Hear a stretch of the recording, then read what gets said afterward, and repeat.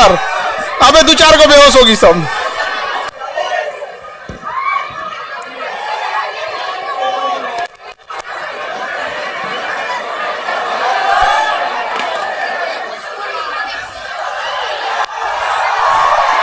Stool ला दिए इन लोग के लिए।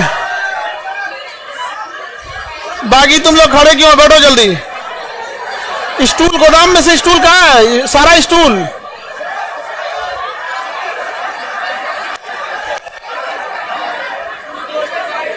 बैठ जाओ बैठ जाओ, आगे वाले बैठ जाओ। तुम गधो, नहीं बैठना है तो आगे मत खड़े हो।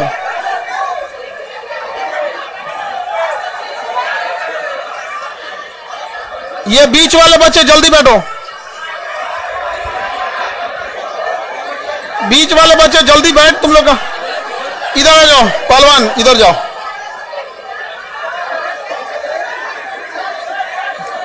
तुम इधर जाओ।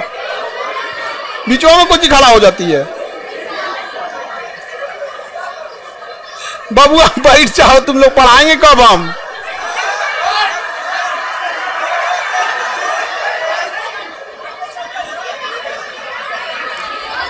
जो इधर गधा बैठना। बाबू तुम लोग साइड दीवार से सट के खड़े हो जाओ। बीच में खड़े होगे तो डिस्टरबेंस होगा। जल्दी बैठ जाओ। हॉल नंबर 16 में जितने बच्चे हैं जल्दी जल्दी बैठ जाओ बाबू।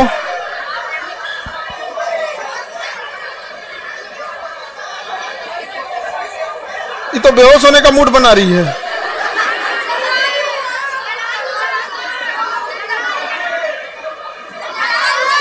लड़ाई की है। तुम तो शाकाहारी है, वीगन है, उस पे से लड़ाई कैसे करे? फिर फायदा क्या तुमको शाकाहारी होगा? तो हमसे बोलोगी ना, समझे? नहीं कोई बात नहीं, मुंह से नहीं बोला कर लो। ऐसे मारना होना वो अलग चीज है। मुंह से बोलने लगती है लो तो दिक्कत होता है। एक काम करिए, जिसको जगह नहीं है दरवाजा खोलिए, उनको बाहर दूसरे हॉल में बैठाइए। जगह जिनको, जो लोग नहीं एडजस्ट हो पाओगे, बीच में जो ऐसे लाइन लगा के खड़े हो गए हो तुम लोग चीन की दीवार बन के, उसके पीछे कैसे दिखेंगे? जो बीच में खड़े हो, पीछे वाले बच्चे आप एक लाइन आगे लगा लियो, इस वजह से डिस्टर्ब हो रहा है। वहीं बैठ जाओ आराम से। कल आप देखने रहा था, ये लड़कियों के बीच में कहां चला है? उधर लड़की है साहब।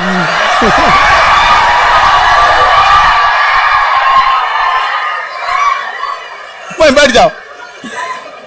बॉय लोग इधर, जो लड़की बैठेगी सबका पैर सामने है ना। कोई जल्दी बैठो, एक ही साइड बैठो ना, उधर बॉयज बैठा देंगे।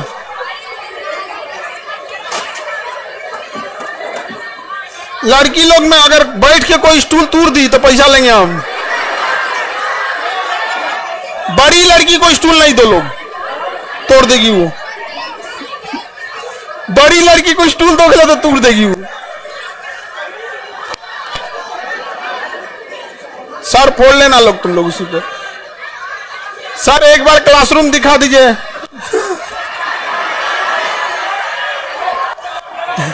रुको, क्लासरूम दिखा देते हैं एक बार। एक क्लासरूम ऐसे कैसे दिखाएंगे? एक वीडियो बना के तुम लोग को भेज देते हैं।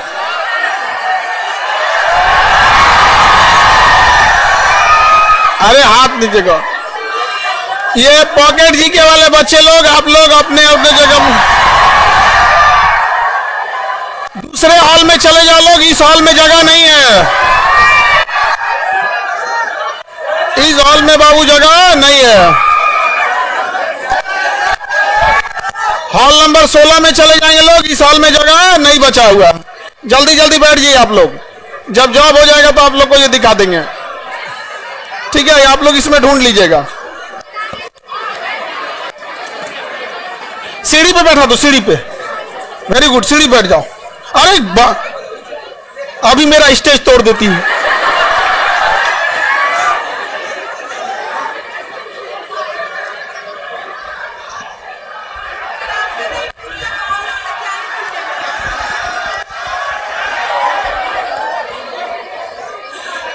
ये तुम इधर जो लड़का बैठ रहा है सब, तुम लोग ठीक आराम से एडजस्ट हो जाओ। हाँ बैठ जाओ, बमनी आगे स्टूल लगा लो। हाँ ठीक है, अब वहीं बैठो ना। ठीक तो इतनी कहीं हट जाओगी तुम। छोटकियन सबको दे, तुमसे बहुत बिलार होती है सब गांव में, तुमसे बहुत बिलार घूमते हैं सब। अब शांति से बैठो, सुनो। अब हल्ला कोई नहीं करेगा। वो बीच में जो बच्चे खड़े हैं ना, जो खड़े हैं, पीछे वाला गेट खोलिए। और तोरा कौन सी दिक्कत हो रहा है? उस साइडवा में है तो शांति से रहो ना तुम। यहाँ पे लिखने में कौन सी का लिखना है तुमको? बैठ गए वही बहुत। हम उधर कराएं कि तुम लोग का समझाएं? हल्ला नहीं करो लोग, और तुम लोग तो साइड साइड में एडजस्ट हो जाए। जो बीच में लाइन से खड़े हैं ना बच्चे, उनको या तो एडजस्ट कर दीजिए तो दूसरे हॉल में ले जाइए, क्योंकि उनकी वजह से पिछवा ना 200-300 बच्चों को दिक्कत हो रहा है। जो खड़े हो सामने, या तो जो बैठो ना तुम लोग। जो खड़ा रहेगा लाइन से वो लग जाएंगे हॉल नंबर 16-17 में, ले जाइए। हाँ अभी सब एडजस्ट हो जाएगा तो गेट खुलवा देता हूं। सब बैठ गया? जो नहीं बैठेगा उसको गेट खुलवाइए, उधर से ले जाइए।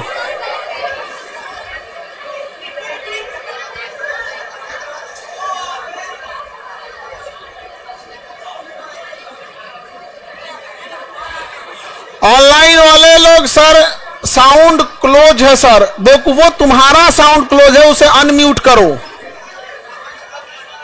एप्लीकेशन में साउंड अपना अनम्यूट करो, ठीक है?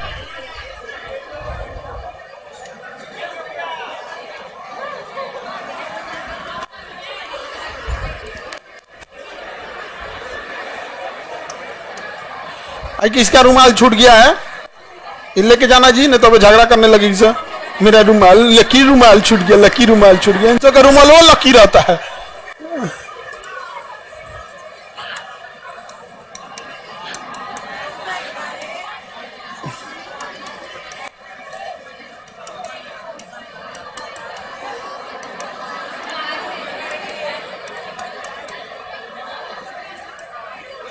जो बच्चों को आवाज नहीं जा रहा है, गधो मोबाइलवा अनम्यूट कर।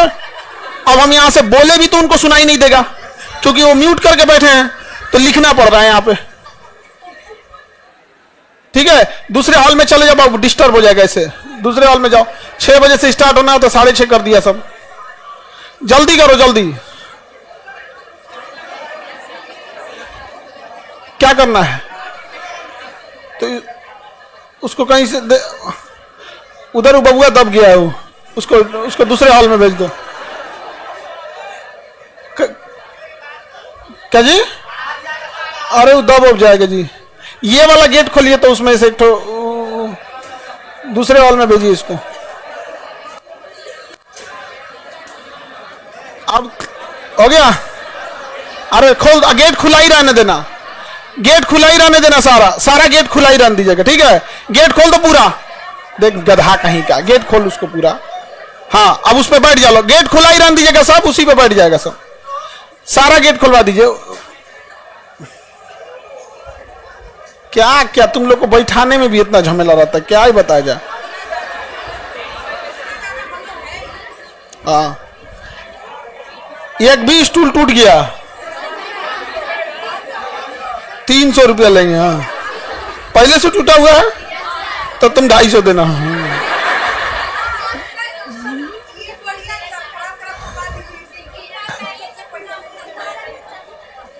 उस सब पहले कोई स्टूल बॉयज को दिया नहीं जाता है, स्टूल गर्ल्स को दिया जाता है। और टूटा है तो कौन तोड़ी है? बड़ी लड़की। ये सब भी बड़ी बड़ी लड़की को स्टूल दे देता है सब। और जैसे छोटी बेटी है चुपचाप हिला रही, कोई दिक्कत नहीं है, कभी स्टूल नहीं तोड़ेगी वो, कोई दिक्कत। चलो देखते हैं। ऑनलाइन वाले लोग अनम्यूट कर लिया। अब हम लोग स्टार्ट करें। बाबू जिनको जगह नहीं मिला था जल्दी से जाओ, दूसरे हॉल में बैठो, जल्दी जाओ। कितने लोगों के पास? अरे जल्दी कराओ ना इन लोग को, कितना आराम से।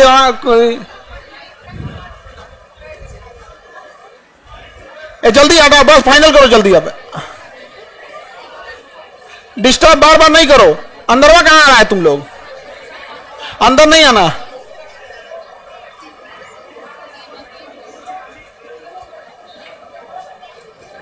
चप्पल घसीट के मत चल बकलो।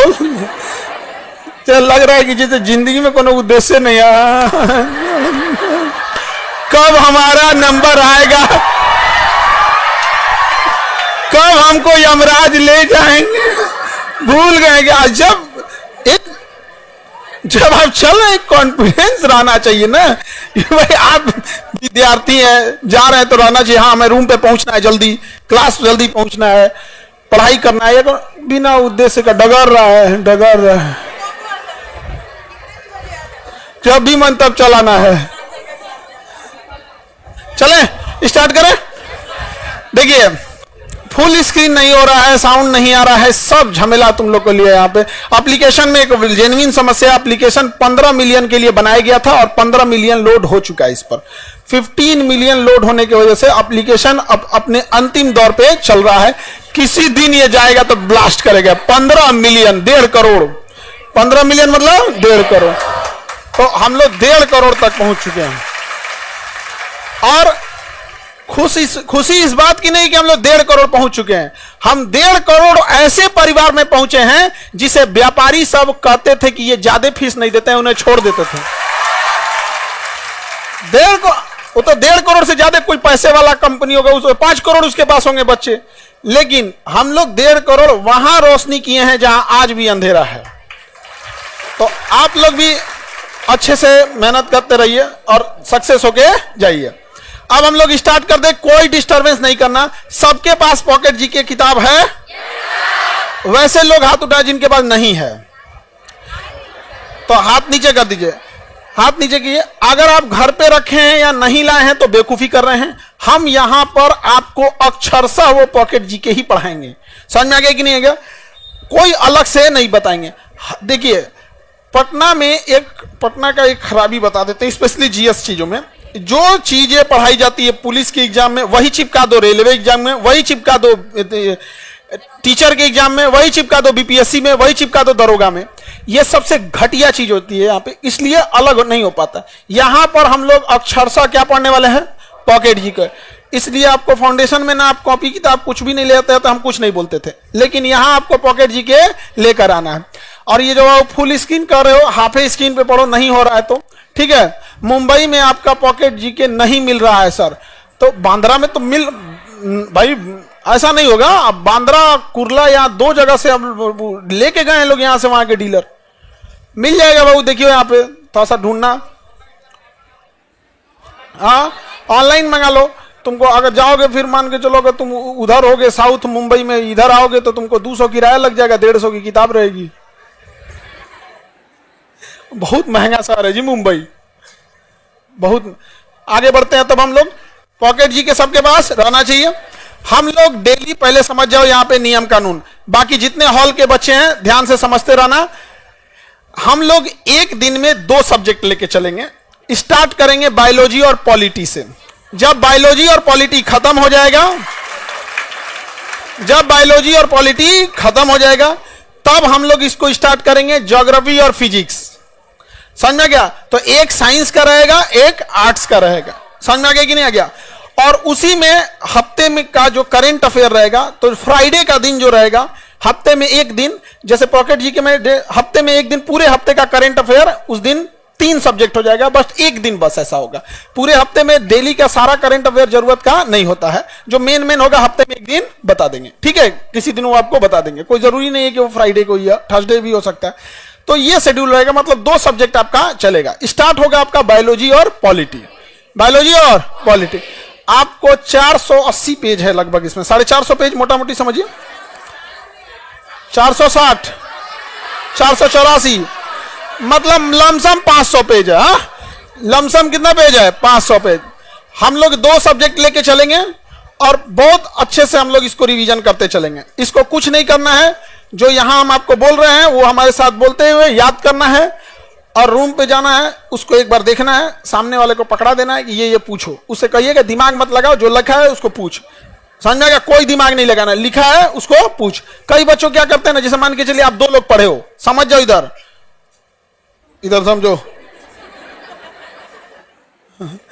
जैसे ये दो लड़की पढ़ी हैं सब, तो इसको भी याद है, इसको भी याद है, तो सुनने के टाइम क्या करेगी, ये याद है ना, तो किताबों नहीं देखी, आते से अच्छा बताओ तो लैमार्क का बुक का नाम, ये इतना टाइम लॉस की, इसका दिमाग लगाने की जरूरत नहीं है। देखिए लैमार्क के किताब का नाम, लैमार्क ने कौन सा सिद्धांत दिया, डार्विन का कौन सा सिद्धांत, एक एक सेकंड का यूज कीजिए। विद्यार्थी जीवन में सबसे बहुमूल्य चीज होती है एक एक सेकंड, ठीक है। अगर आपको अपना कॉन्फिडेंस चेक करना है तो किताब बंद करिए, अपने से पूछ के देखिए यहाँ पे, लेकिन जब एक दूसरे का सुन रहे हैं, कोई समय और कोई विद्वान बनने की कोशिश नहीं करना है। स्पष्ट जो लिखा है खटखट खटखट पूछिए, और उधर वो जवाब दे पाया या दे पाया, अपने डिस्कस कर रहे हैं लोग, तो वेट नहीं करना, नहीं याद है आगे बढ़ो। इन्हें की लैमार्क की किताब आई,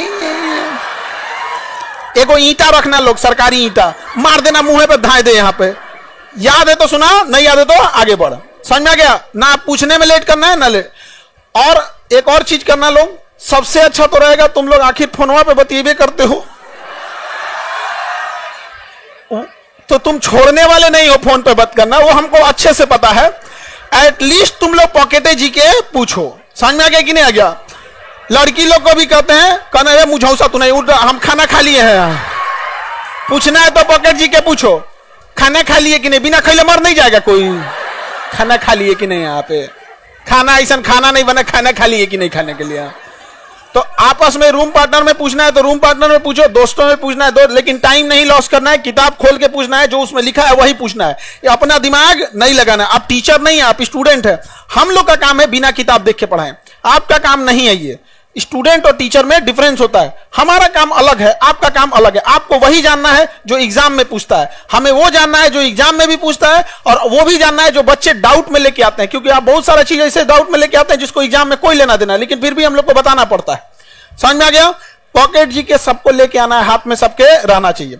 अब किसी को एंट्री मत दीजिए, आप ये कहां गए लोग, किसी को एंट्री नहीं दीजिएगा लोग, ये एंट्री किसी को नहीं। अब यहां पे कोई घूमना नहीं चाहिए, डिस्टर्ब हो जा रहे हैं हम, इतना लेट हो गया, अब तक गेट खुला रहना चाहिए। तुम कौन चीज से लग रहा है ट्रेन के जनरल डिब्बा में लटका है।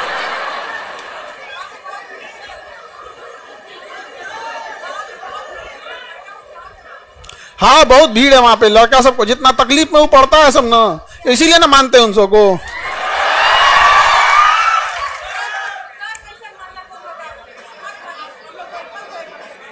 अब तो लेकिन लड़का सबको हम मानते हैं, लेकिन उतना नहीं मानते जितना लड़की सबको मानते हैं। अब तुम लड़का लोग को तो पता है कि हम किसको कितना मानते हैं।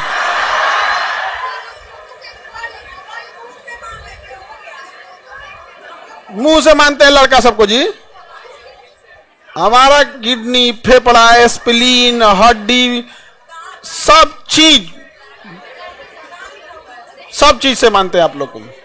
तो अब आप लोग को पढ़ाई करना है, और रिवीजन के लिए अब आपको टेंशन नहीं लेना है। स्टार्ट किया जाए, किस सब्जेक्ट से, बायोलॉजी। आपके पास पेज नंबर कितने पे है बायोलॉजी, लास्ट में होगा पता, 380, पेज नंबर 380 पे है, पेज नंबर 380 है, 380, पेज नंबर 380 खोलो, पेज नंबर 380 खोलो। जिसके पास बात करने वाला नहीं है वो क्या करेगा।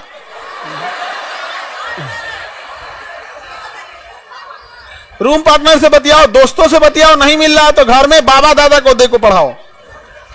समझ में गया, बाबा को पढ़ाओ, लेकिन पढ़ाओ। जो दूसरों के हाथ में मेहंदी लगाता है उसका हाथ खुद भी लाल हो जाता है। समझ में आ गया कि नहीं आ गया। हम मेहंदी लगाने के लिए नहीं कह रहे हैं। और तरीका तुम हैंडीकेप हो, तुम्हारे बगल में, हाँ हैंडीकेप हो, नहीं है वो हैंडीकेप नहीं है, चलो ठीक है, तब कोई दिक्कत नहीं। भीड़ भाड़ में थोड़ा सा संभाल लेना आप लोग। अभी स्टार्ट करते हैं हम लोग।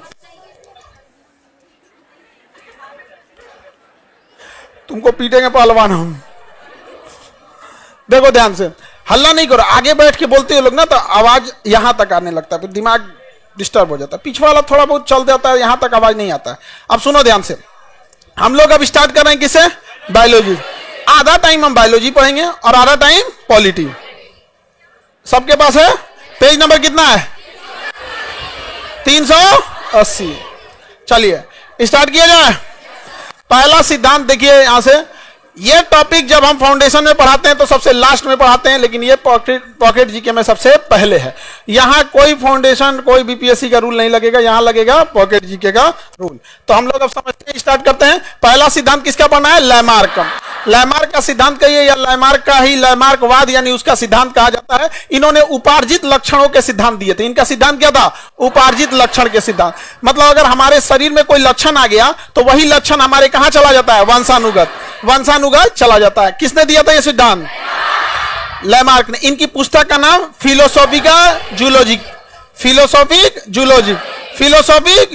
ये क्वेश्चन पूछता है। लैमार्क की किताब का नाम फिलोसॉफिक जूलॉजी। लैमार्क का सिद्धांत आज कोई मानता नहीं है, लेकिन इन्होंने ये एक लंबे समय तक इस सिद्धांत को माना गया था। तो लैमार्क ने किताब जो लिखा था उस किताब का नाम फिलोसॉफिक जूलॉजी। अगर जूलॉजिक नहीं याद हो तो फिलोसॉफी के याद रखना, पूरा का पूरा ध्यान से रखना है यहाँ पे इस सिद्धांत में। आगे बढ़े। कौन सी किताब थी? फिलोसॉफिक जूलॉजी के।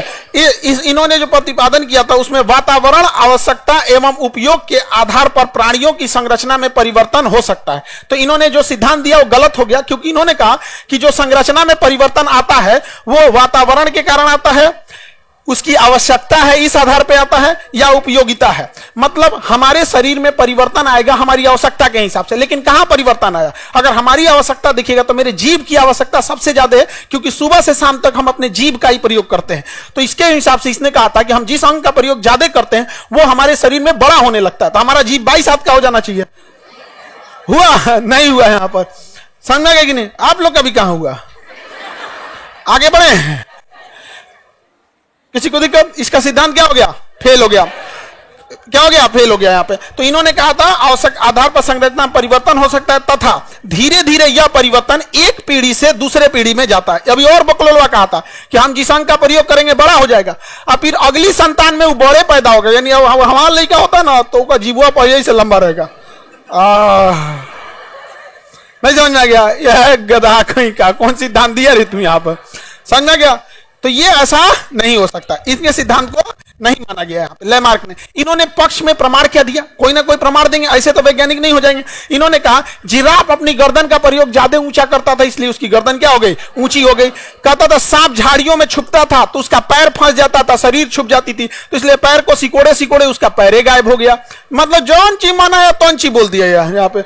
उसके बाद जलीय पक्षी को पानी ज्यादा हटाना था तो ऐसे उंगलियां दूर करते थे तो इससे पानी निकल जाता था बाहर, इसलिए इसमें उनके क्या आ गया? जुड़ाव आ गया। बत्तख का पैर देखिएगा ना, पानी ज्यादा मारने के लिए ऐसे हो गया। जौन ची मनाया वो बोलने लगा यहाँ पे।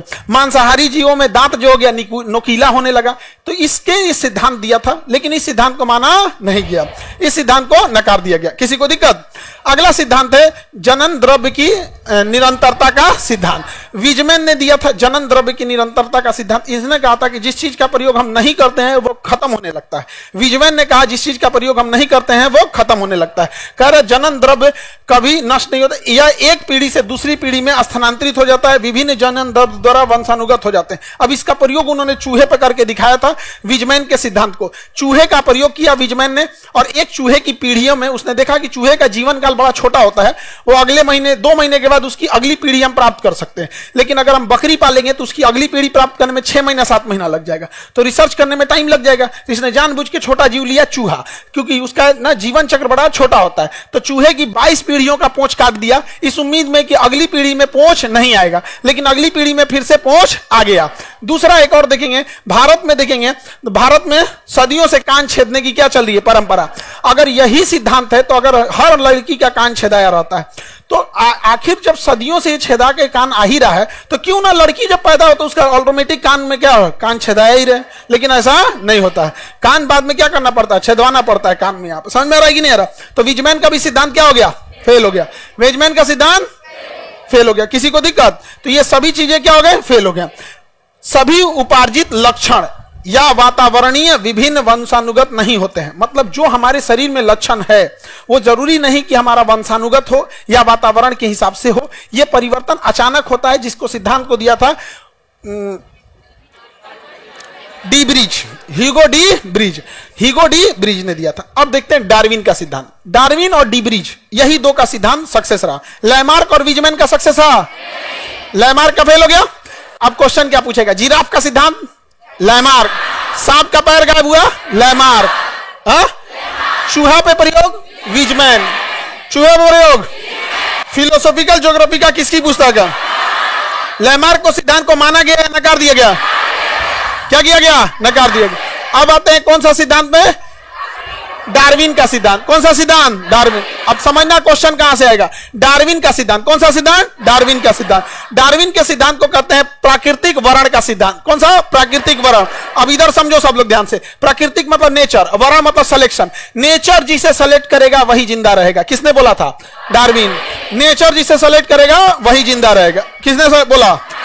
डार्विन ने बोला। किसने बोला? डार्विन। जैसे कोरोना पैदा तो हो गया, कोरोना पैदा तो हो गया, उसने नेचर से लड़ने का बड़ा प्रयोग किया। अभी हम सारा सिद्धांत बता देंगे। तो देखिए डार्विन ने क्या बोला? नेचुरल सिलेक्शन, प्राकृतिक वर्ण, नेचुरल सिलेक्शन, प्राकृतिक वर्ण। किसने बोला? उपार्जित अंग का सिद्धांत लैमार्क। उपार्जित अंग, नेचुरल सिलेक्शन, फिलोसॉफिकल ज्योग्राफी का लैमार्क। चूहे पे प्रयोग विजमैन, चूहे पे प्रयोग Weizmann. Natural selection, origin of the species Darwin. Darwin की किताब का नाम origin of the species. Darwin की किताब, डार्विन का किताब origin of the species, origin of the species. दोनों का किताब पूछेगा और ये आगे भी पूछेगा। देखिए डार्विन का सिद्धांत कितना बेहतरीन था। डार्विन के प्रमुख सिद्धांत में सब जीव जंतु में संतान उत्पन्न करने की प्रचुर क्षमता होती है। यानी कोई भी जानवर हो उससे बहुत सारे संतान उत्पन्न कर सकता है। इतना ना संतान उत्पन्न कर दिया कि हम दो, हमारे दो, छोटा परिवार, संपन्न परिवार, सुखी परिवार, ये सब करना पड़ गया, नहीं तो भर देता पृथ्वी। नहीं समझ में गया? मुर्गा मुर्गी को देखो, डेली कटा रहा है मुर्गा, फिर भी कम नहीं हो रहा है। कितना काट जा है सो, जो पैदा हो गया तो ना को काट दे रहा है, जो नहीं पैदा हुआ उसका अंडा भूज के खा जा रहा है, फिर भी कम नहीं हो रहा है। तो इसी ने बोला था संतान उत्पन्न करने की प्रकृति क्षमता। गुड नाइट जलाते हैं, कॉइल जलाते हैं, सड़क पर धुआं छोड़ता है, फिर भी मच्छरवा पैदा हो जाते हैं, क्योंकि संतान उत्पन्न करने की प्रबल क्षमता। समझ में आ गया? किसने बोला था? किसी भी जीव को, जंगल में शेर है, सांप है, मौसम है, गर्मी है, बरसात है, बाढ़ में इतने जानवर मरते हैं, फिर भी जानवर कम नहीं होते हैं सब। समुद्र में शार्क मछली है, वेल मछली है, घोटती मुंह खोल के एक बार पूरा खा जाती है, फिर भी वहां कम होने वाले नहीं है। तो प्राकृतिक जन्म का सिद्धांत, प्रचुर क्षमता होती है जनन की, प्रचुर क्षमता। दूसरा क्या बोला था? जीवन संघर्ष अंतर जातीय। जीवन के लिए क्या होता है? संघर्ष होता है। पैदा तो हो गए, अब जीवन के लिए संघर्ष होगा। जीवन के लिए संघर्ष कैसा होगा? अंतर जातीय, अपने लोगों से खतरा। कुत्ता का बच्चा पैदा होगा, बड़का कुत्ता मार देगा। शेर पैदा होगा, दूसरा का शेर मार देगा। बिल्ली का बच्चा पैदा हुआ, नहीं देखी तो दूसरा मार देगा। मुर्गी का बच्चा पैदा हुआ, नहीं देखे तो कौआ के मार देगा। और उसके अंतर जाति मतलब सेम जाति में मार सकता है, दूसरा भी मार सकता है। जैसे कुत्ता को काट लिया, अंतर जातीय संघर्ष। कुत्ता को आके कोई दूसरा जानवर आके मार दिया, अंतर जातीय। जैसे बकरी के बच्चा को कुत्ता काट लिया, अंतर जातीय। अंतर जातीय, एक कुत्ता के बच्चा को दूसरा कुत्ता के बच्चा का, यानी ये दोनों संघर्ष किसके लिए? जीवन। अगर मान के चलिए कुत्ता के बच्चा को, कुत्ता का मान के चले बकरी है या कुत्ता का बच्चा है, उसको दूसरा कुत्ता का बच्चा कुत्ता नहीं काटा तो अंतर जातीय लड़ाई से बच गया, जातीय लड़ाई से बच गया। शेर और नहीं खाया तो अंतर जाति से बच गया। इससे बच जाएगा ना तो ठंडा मार देगा उसको। वातावरण ही है सिद्धांत, वातावरण से नहीं लड़ पाएगा, या तो ठंडा मार देगा या तो कुछ मार देगा। यहाँ पे समझ में आ गया कि नहीं? क्या ठंडा मार देगा? नहीं तो गाड़ी उड़ी से कचरा आ जाएगा। देखिएगा ज्यादातर कुत्ता मरते हैं कचरा उचरा के। तो जनन उत्पन्न करने की क्षमता है, लेकिन जीवन के लिए क्या है? संघर्ष है। किसने बोला? किसने बोला? डार्विन ने बोला। उसके बाद क्या क्या? विभिन्नताएं क्या होंगी? विभिन्न।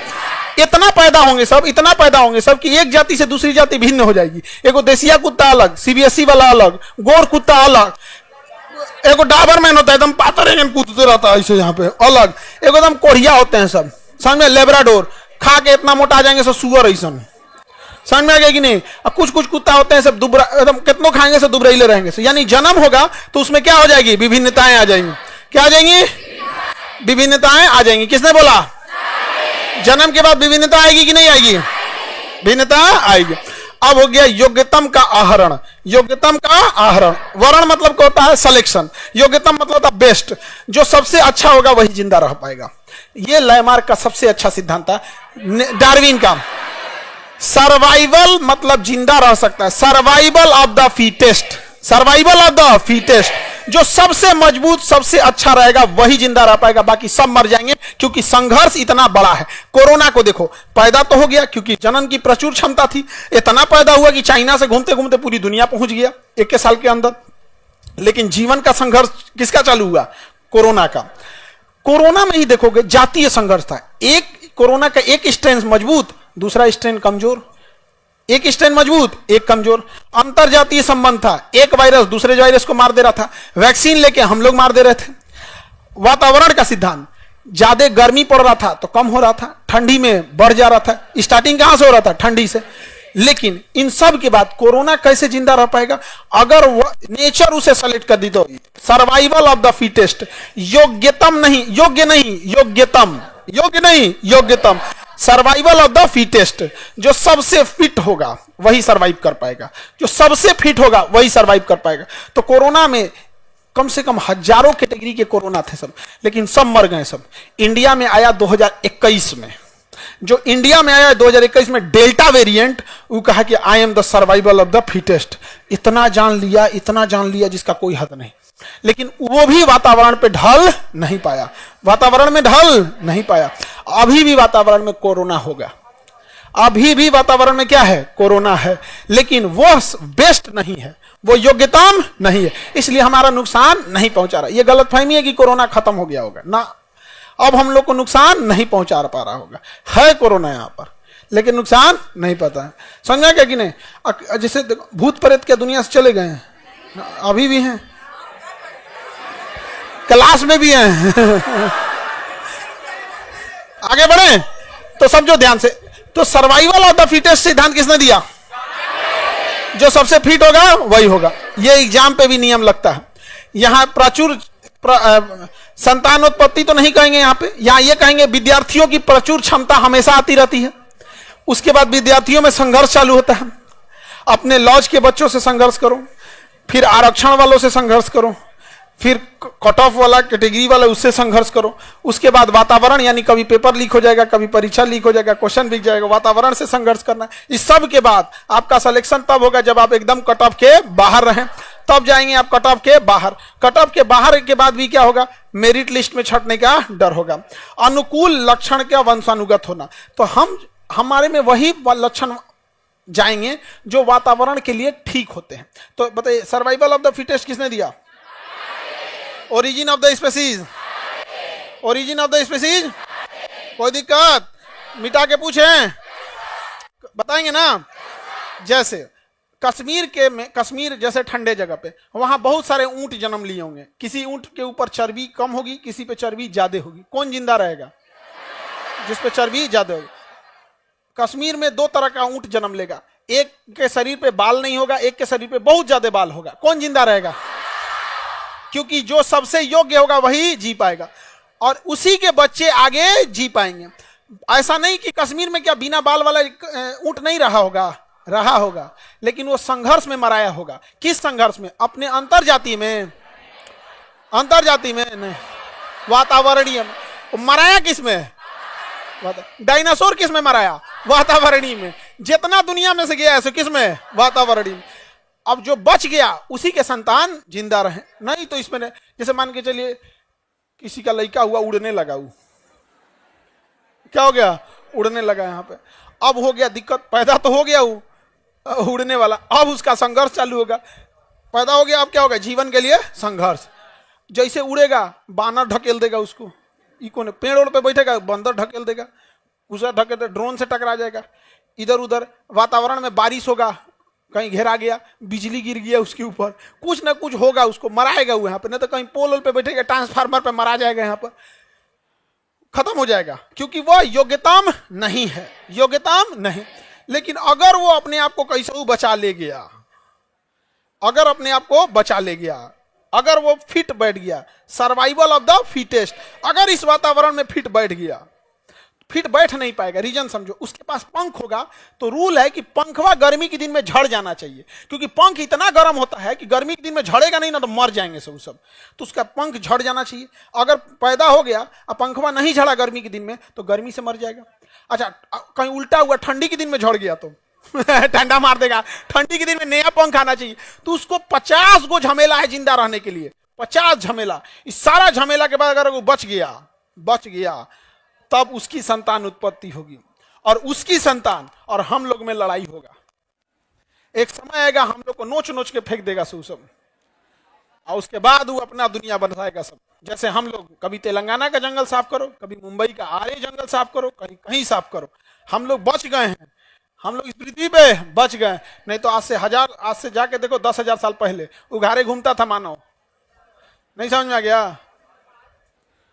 धीरे धीरे क्या हो गए? फिट हो गए। तो सर्वाइवल ऑफ द फिटेस्ट किसने बोला था? Survival of the fittest, natural selection, किताब का नाम origin of the species. Darwin का सिद्धांत याद रहेगा? आगे बढ़ जाए तो वंशानुगत कौन सी चीजें जाएगी? जो वातावरण के लिए ठीक है वही कहां जाएगी? वंशानुगत। बाकी वंशानुगत नहीं जाएगा। जैसे कोई छांगूर हो गया, कोई क्या हो गया? छांगूर हो गया, उसकी 6 उंगली निकल गई, तो वातावरण में क्या हेल्प कर रहा है? कुछ नहीं। तो क्या उसके बेटा में भी 6 उंगली जाएगा? लेकिन कश्मीर में पैदा होने वाला जानवर, उसके शरीर में बहुत सारा बाल है, लेकिन वो वातावरण में जिंदा रहने में हेल्प कर रहा है, तो क्या वो अगली पीढ़ी में जाएगा? अगली पीढ़ी में जाएगा। किसी को कोई दिक्कत? उत्परिवर्तन का डार्विन का सिद्धांत सही था और एक डी ब्रिज का सिद्धांत था। किसका? डी ब्रिज का। डी ब्रिज का सिद्धांत का नाम है उत्परिवर्तन। डी ब्रिज के सिद्धांत का नाम, डी ब्रिज का सिद्धांत याद रहेगा? अचानक से हुआ परिवर्तन क्या कहलाता? उत्परिवर्तन। अचानक से हुआ परिवर्तन, उत्परिवर्तन। कोई दिक्कत? जैसे आप अभी समझाएं, अचानक से कोई बच्चा जन्म लिया जिसका पंख रहेगा, तो वो क्या कहलाएगा? उत्परिवर्तन। तो जब भी उत्परिवर्तन होगा, जब भी क्या होगा? उत्परिवर्तन, तो उसके बाद किसका नियम लग जाएगा? डार्विन का। उत्परिवर्तन से जन्म तो ले लेंगे, उत्परिवर्तन से क्या ले लेंगे? जन्म तो ले लेंगे, लेकिन जीवन के लिए संघर्ष हो।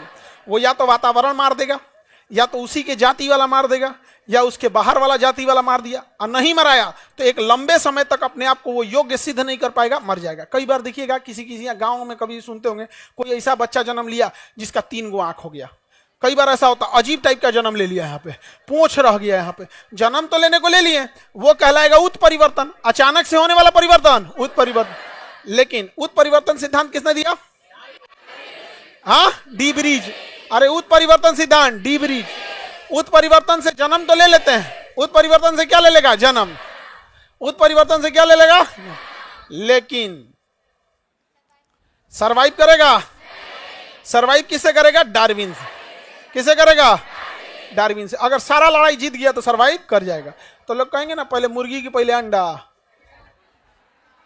पहले मुर्गा।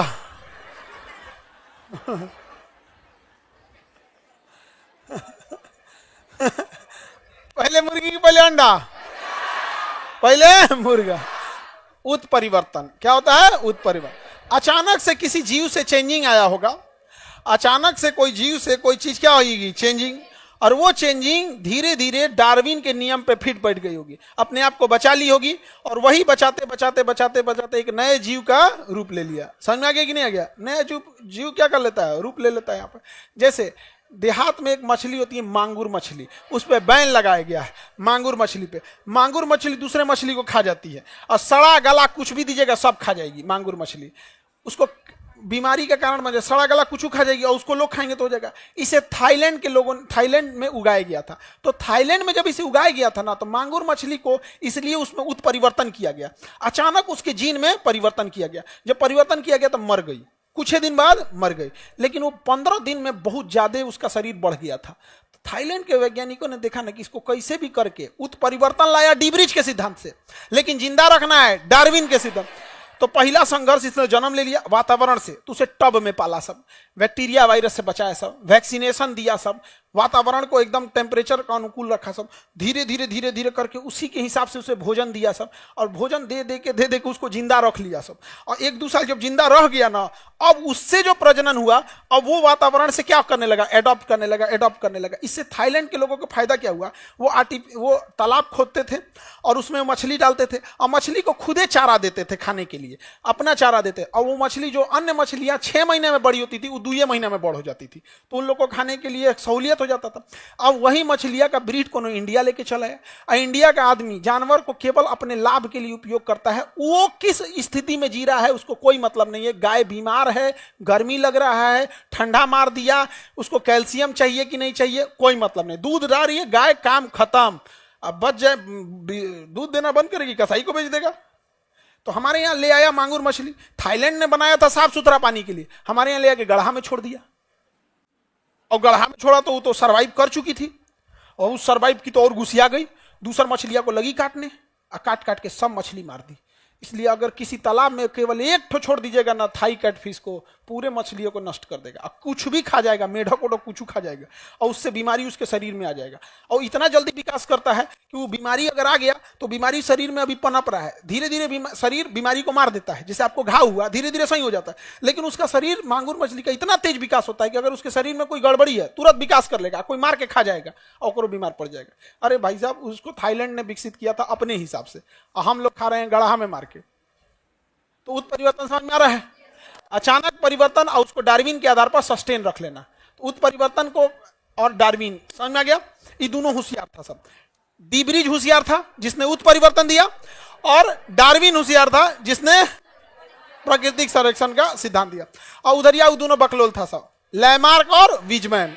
लैमार्क और विजमैन याद रहेगा, हटा दे। उत्परिवर्तन समझ में आ गया? उत्परिवर्तन का सिद्धांत किसने दिया? उत्परिवर्तन का सिद्धांत। इसके अनुसार कुछ पादपों तथा जंतुओं में क्रमिक विकास नहीं होता है, वरना उसमें आकस्मिक, तो उसमें क्या होता है? आकस्मिक, मतलब अचानक ही चेंजिंग होता है। जीन की संरचना में आय या परिवर्तन एक पीढ़ी से दूसरी पीढ़ी में चला जाता है, एवं अचानक एक नई पीढ़ी का क्या हो जाता है? उद्भव हो जाता है। लेकिन यह नई पीढ़ी जिंदा रहेगी या नहीं रहेगी, ये कौन डिसाइड करेगा? डार्विन। कौन डिसाइड करेगा? डार्विन। कोरोना उत्परिवर्तन तो हो गया, उत्परिवर्तन को अंग्रेजी में कहते हैं म्यूटेशन। उत्परिवर्तन को क्या कहते हैं? म्यूटेशन। म्यूटेशन हो गया, लेकिन म्यूटेशन को सस्टेन कौन रोकेगा? डार्विन। कौन रोकेगा? डार्विन नहीं, बल्कि डार्विन का सिद्धांत। आप कहना जो चाहते हैं हम समझ रहे हैं, आप डार्विन बोलिए। उत्परिवर्तन को सर्वाइव कौन करेगा? Origin of the species, philosophical geography का,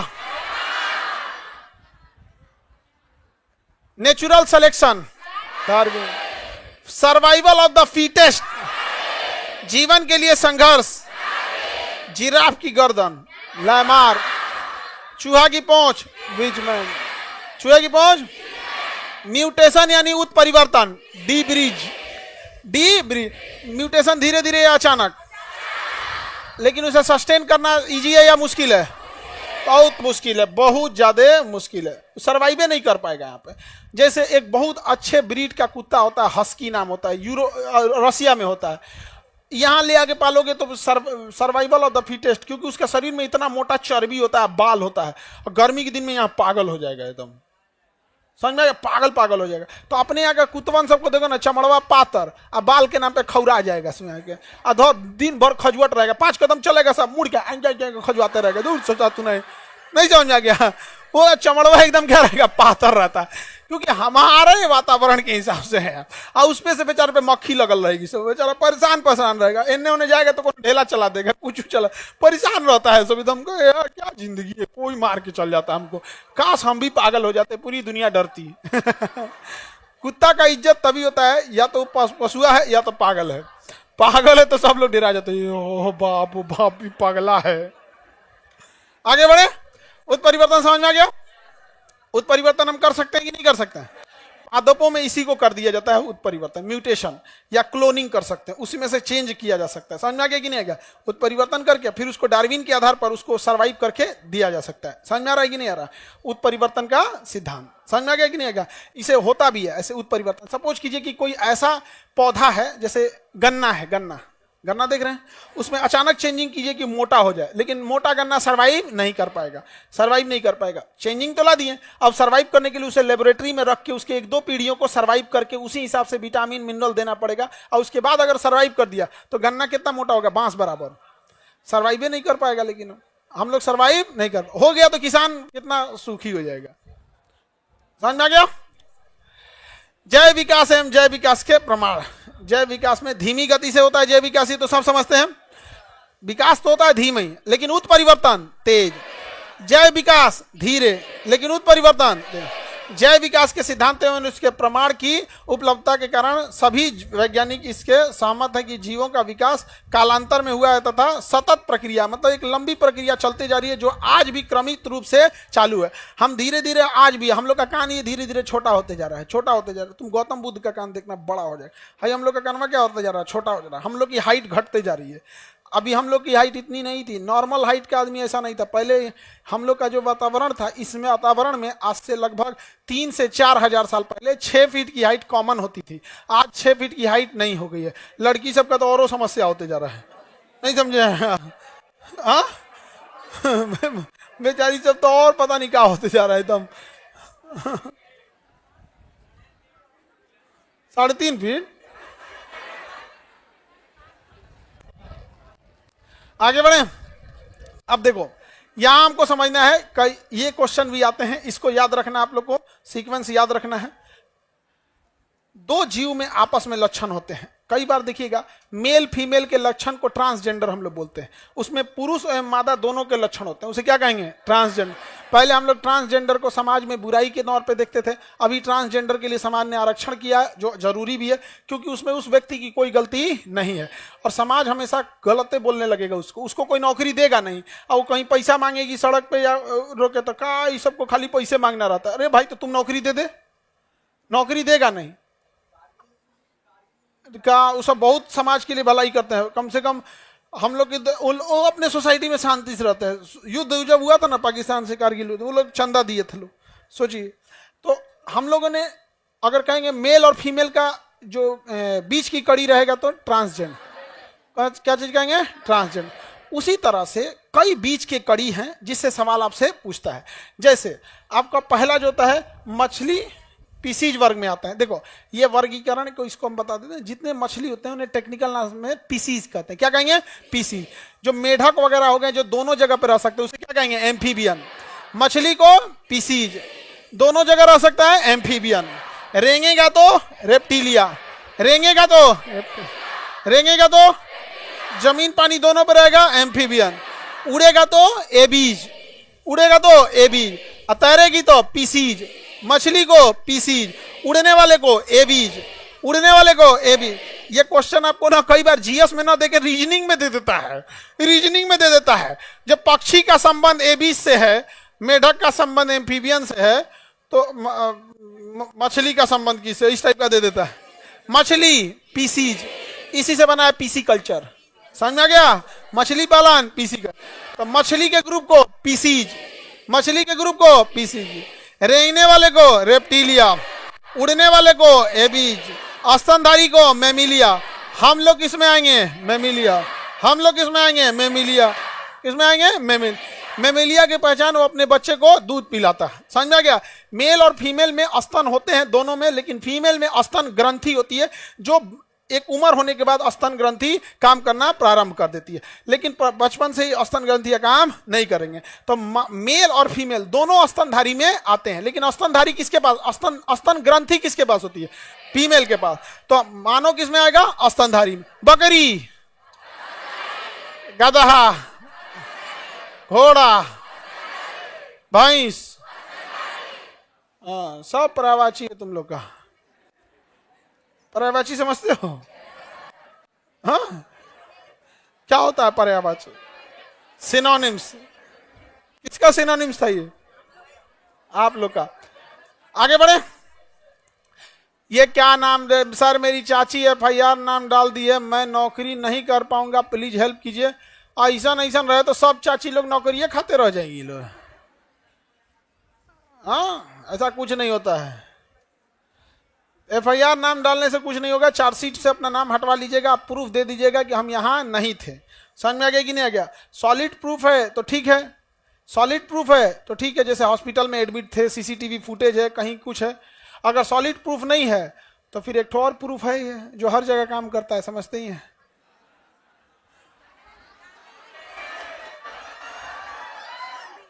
एक तो ऐसा प्रूफ है जो हर जगह काम करता है। उस प्रूफ को केवल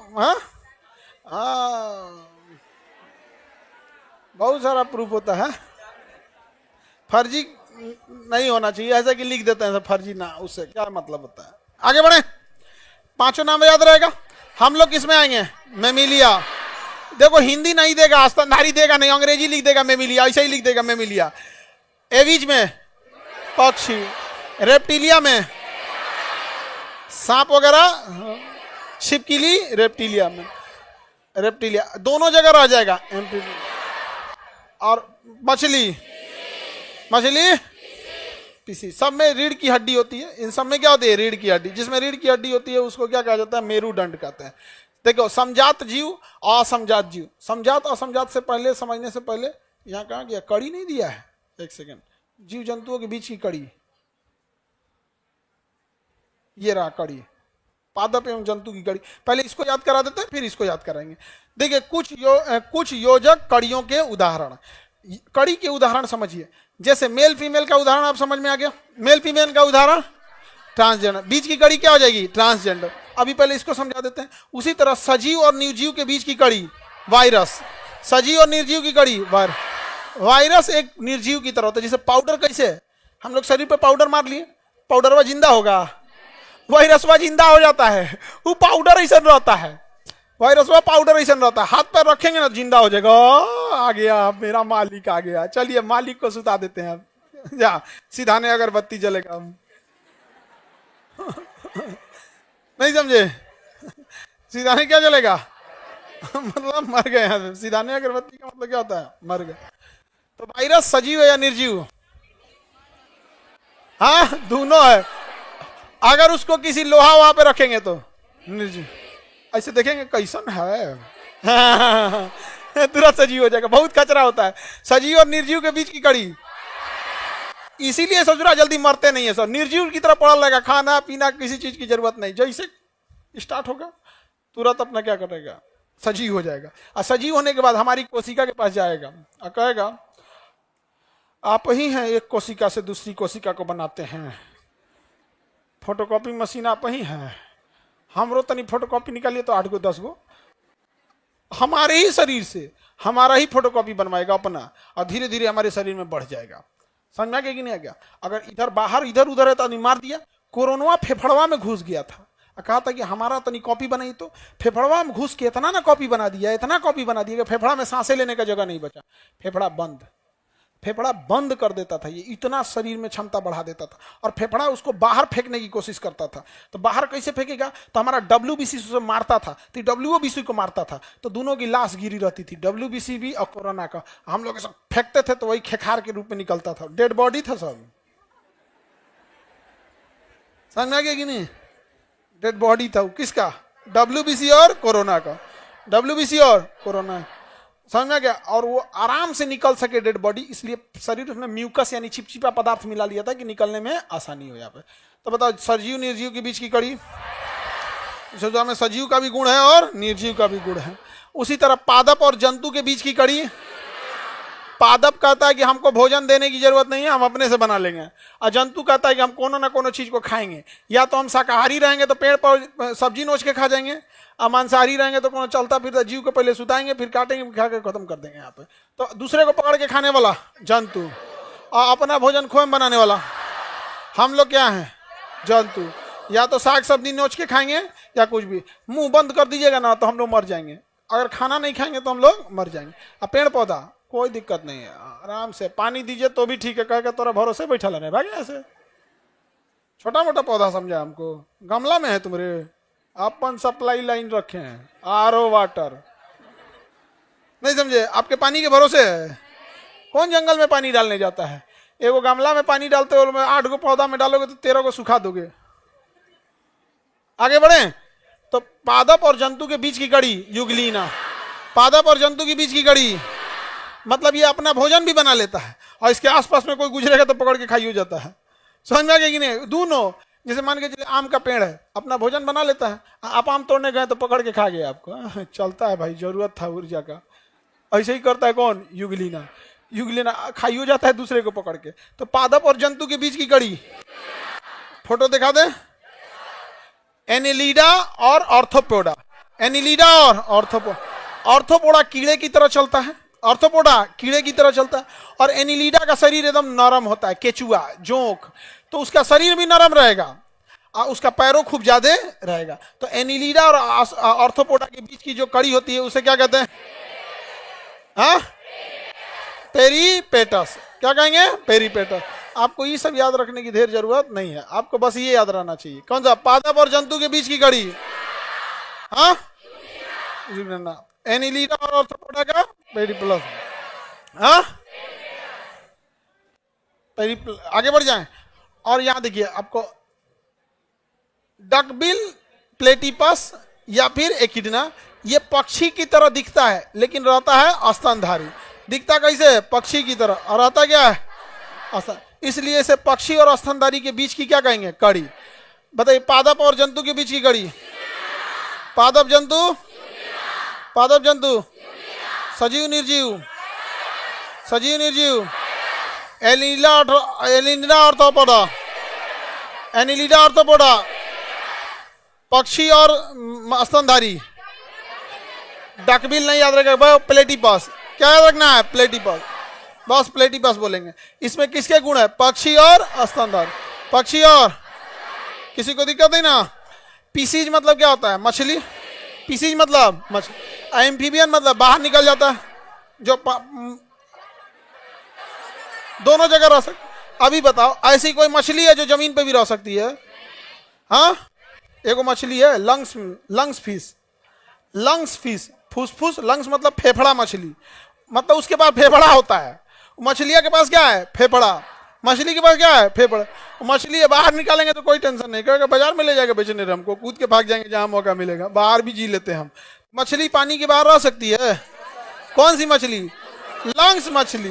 कौन सी मछली? तो इसे हम क्या कह सकते हैं? स्तनधारी, सॉरी स्तनधारी नहीं, पीसीज। पीसीज मतलब मछली, एम्फीबियन मतलब ऊपर रहने वाले। समझ में आ गया कि नहीं आ गया? आगे बढ़े।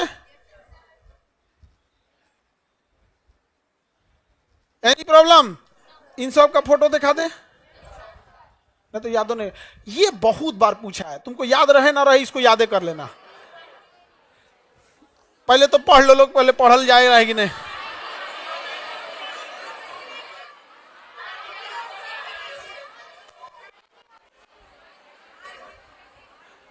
बेचारा हम लोग को पढ़ले नहीं जा रहा है।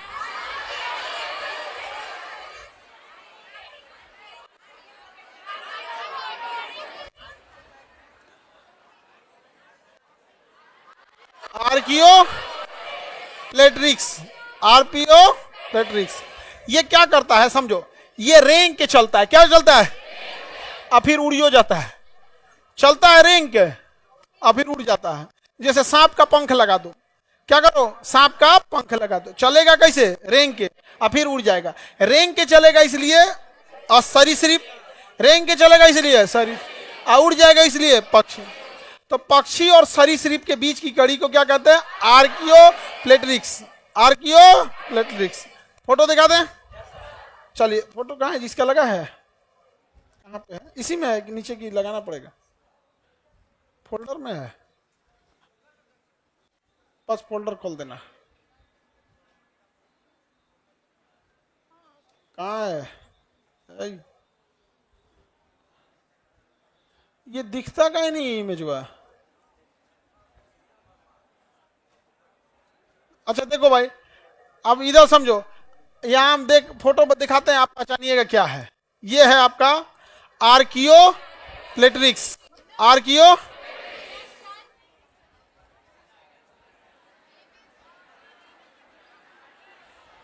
ये इसका पंखवा छोड़ दीजिएगा ना, इसका पंखवा उठा दीजिएगा तो डायनासोर की तरह चलेगा। इसे डायनासोर की तरह ऐसे, तो जो ऐसे चलता है ना उसी को कहते हैं रेंग के चल रहा है। डायनासोर कैसे चलता था? रेंग का। डायनासोर कैसे चलता था? रेंग का। हम लोग कैसे चलते हैं? सीधा। डायनासोर सीधा नहीं चलता था, वैसे रेंगता था ऐसे ऐसे। रेंगने का मतलब होता है शरीर का भार एक बार दाहिने एक बार बाएं। सांप देखिए ना, दाहिने बाएं दाहिने बाएं, तो सांप ऐसे चलता है रेंग के, दाहिने बाएं। छिपकली भी देखिएगा, दाहिने बाएं ऐसे करके ऐसे चलेगी। और डायनासोर भी दाहिने बाएं ऐसे ही चलता था यहाँ पे। अब बूढ़ा आदमी को गठिया उठिया हो जाता है तो हाँ ऐसे ऐसे बूढ़ा हो जाएगा तो ऐसे ऐसे सारी स्त्री बन जाता है। नहीं समझे? अच्छा, ये जो आजकल लफुअन है सब इतना बटन खोल लेगा से एगो सीकड़ मान लेगा, एगो सिगरेट नहीं समझ, एकदम टिबिया ऐसा रहेगा, सीना धंसल एकदम, मतलब मन, अगर तुम एक लात मारोगे तो पैर वो पार निकल जाएगा। सिगरेट पी के धंसा लगा, नहीं समझ आ गया, अजीब टाइप। अच्छा एक बात देखो, पुष्पा जिस तरह का मुंह में पान भचर भचर,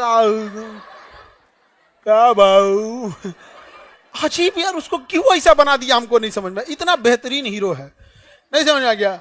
अलग बात है कि बेचारा फिल्म में पुलिस को खरीद रहा था, बड़े बड़े आईजी डीआईजी को खरीद रहा था, एगो कांस्टेबल आया घसीट के लेके चल गया, नहीं समझे।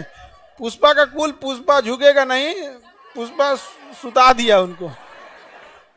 प्रशासन के पास बहुत ताकत होता है, बाप रे बाप, नहीं समझे, बहुत ताकत होता है। हाँ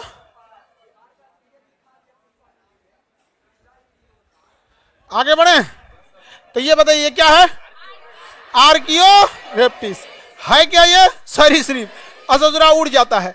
तो पक्षी और सरीसृप के बीच की कड़ी आर्कियो प्लेट्रिक्स, आर्टियो प्लेट्रिक्स, याद रहेगा।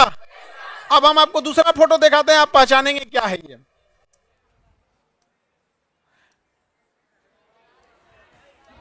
एकिडना है ये, क्या है, एकिडना और प्लेटिपस, एकिडना और प्लेटिपस की तरह जी, ये रहा प्लेटिपस, एकिडना और प्लेटिपस।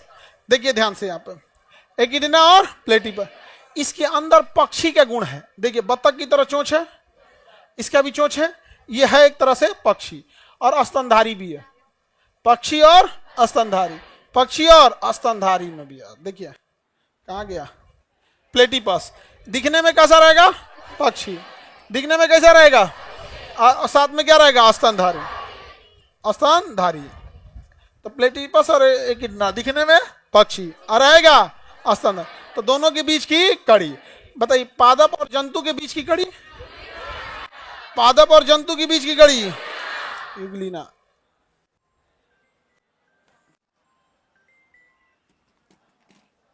पादप और जंतु के बीच की कड़ी कौन सी है, युगलीना है। देखिए ये है युगलीना, दिख रहा है। ये हरा पोर्शन जो है पत्ती के समान, ये सूर्य के प्रकाश से अपना भोजन बना लेता है, तो उस हिसाब से पादप है। लेकिन ये अंटीनवा जो निकला है ना, किसी छोटे मोटे जीव को पकड़ के खा जाता है, कहता हम खा भी सकते हैं। तो यहाँ की वजह से हो गया जंतु, और यहाँ से हो गया पादप। एनिमल और प्लांट दोनों के बीच का मिक्सचर कौन है, प्लांट और एनिमल का मिक्सचर युगलीना, प्लांट एनिमल का मिक्सचर युगलीना। पक्षी और स्तनधारी प्लेटिपस, पक्षी और स्तनधारी प्लेटिपस, पक्षी स्तनधारी, पक्षी और सरीसृप आर्कियो प्लेटिरिक्स, आर्कियो प्लेटिरिक्स। सब भूल जाना, लेकिन आर्कियो प्लेटिरिक्स अगर भूल गए तो जान ले लेंगे, ऑप्शन बी पे लिखा रहेगा आर्कियो प्लेटिरिक्स। बताइए पक्षी और सरीसृप के बीच की कड़ी है, पक्षी और सरीसृप की कड़ी आर्कियो प्लेटिरिक्स, याद रहेगा। और ये है वायरस, क्या है ये, वायरस। ई वाले को तो अच्छा से पहचानते होंगे, कौन वाला है, कोरोना। वायरसों के शकल हैं सब यहाँ पे। सजीव निर्जीव के बीच की कड़ी, सजीव निर्जीव की कड़ी, सजीव और निर्जीव, याद रहेगा। सजीव और निर्जीव अलग अलग वैरायटी के वायरस है, सब अलग अलग वैरायटी के। अगला देखें, सजीव और निर्जीव की,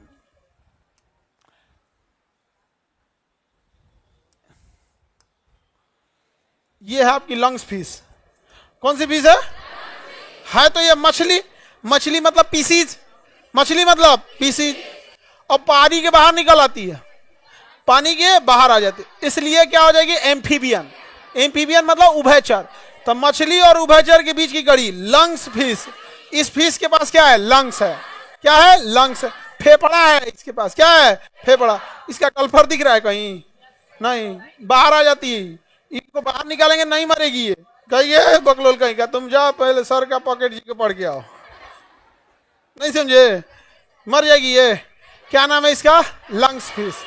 लंग्स मतलब फेफड़ा, फेफड़ा को हम फुफ्फुस कहते हैं, तो कहेगा फुफ्फुस मत्स्य, फुफ्फुस मत्स्य। ऐसा ना हिंदी में नाम लिखता है ना कि पढ़लो वाला लड़का बकलोल हो जाता है। लंग्स फिश, कितना अच्छा समझ में आ रहा है। वैसी फिश जिसके पास क्या है, लंग्स है। लंग्स फिश याद रहेगा। तो बताइए, दो अलग अलग जीवों के आपको कड़ी याद रहेगा? सजीव निर्जीव की कड़ी, पादप और जंतु क्या, पक्षी और सरीसृप, आर्कियो स्टेप्रिक्स याद रहेगा, आर्कियो प्लेट्रिक्स, आर्कियो प्लेट्रिक्स। मछली और स्तनधारी क्या है ना, मछली और उभयचर का, लंग्स फिश। कौन सा आ जाएगा, लंग्स फिश। पक्षी और स्तनधारी, प्लेटिलस, पक्षी और स्तनधारी प्लेटिपस याद रहेगा। कड़ी पूछ देंगे तो बता देंगे। आप लोग को कौन सा नहीं भूलना है इसको, ये सब लोग अपने अपने डीपी पे लगा लो। नहीं समझ आ गया, आगे बढ़ जाए। क्या नाम है इसका? अगर कुछ नहीं पता है ना तो बस आर्कियो याद रखो। क्या याद रखो? बस बता, पक्षी और सरीसृप, आर्कियो, बस बस बस आर्कियो, आर्किटेक्चर। तुम आर्कियो याद रखो, आर्किटेक्चर याद रखो, कुछ याद रखो, आर्कियो बस याद रखना। एग्जाम में तुम मार दोगे। अब आर्कियो याद रहेगा तो उसमें आर्केस्ट्रा थोड़े मारोगे। ऑब्वियस बात है, यहाँ पे देर सैयारने के चक्कर में नहीं रहना है, याद रहेगा। पक्षी वगैरह का ये कड़ी। वापस आते हैं अपने टॉपिक पे, रेडी हैं? पादप और जंतु के बीच की कड़ी। अब यहां देखते हैं तुलनात्मक रूप से अध्ययन। कहां से छोड़े थे? समझात से। कहां से छोड़े थे? समझात से। रेडी हैं समझात पढ़ने के लिए? वैसे शरीर का अंग, कौन सा शरीर का अंग समझात कहलाएगा? शरीर का कौन सा अंग समवृत्त कहलाएगा? और शरीर का कौन सा अंग अवशेषी कहलाएगा? ये तीन प्रकार के अलग अलग अंग अवशेषी कहलाएंगे यहाँ पर। तो हम एक एक करके समझते हैं। पहले कौन सा समझते हैं? समझात।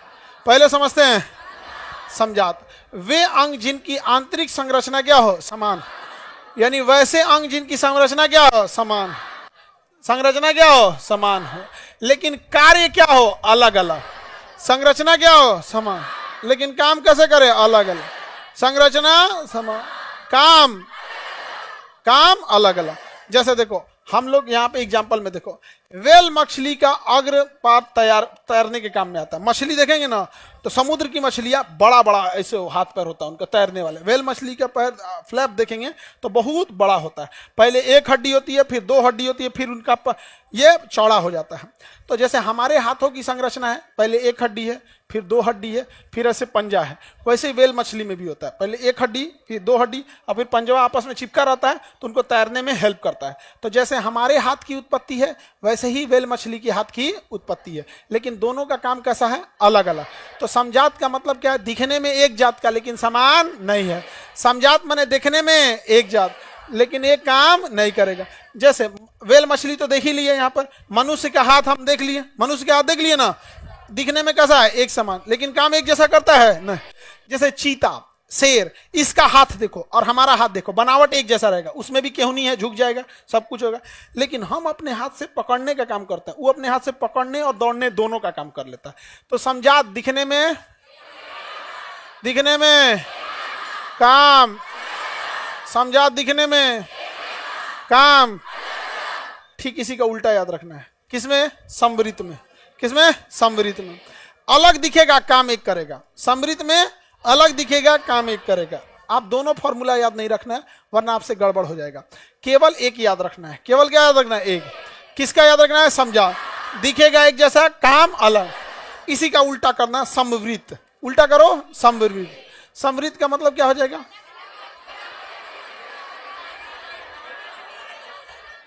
दिखेगा अलग, काम करेगा एक। दिखेगा अलग, काम करेगा एक।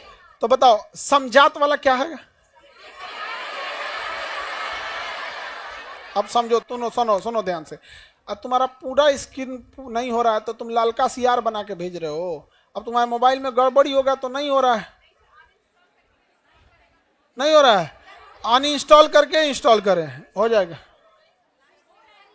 नहीं हो रहा है, हो जाता है। अच्छा, लाइव में प्रॉब्लम हो रहा है।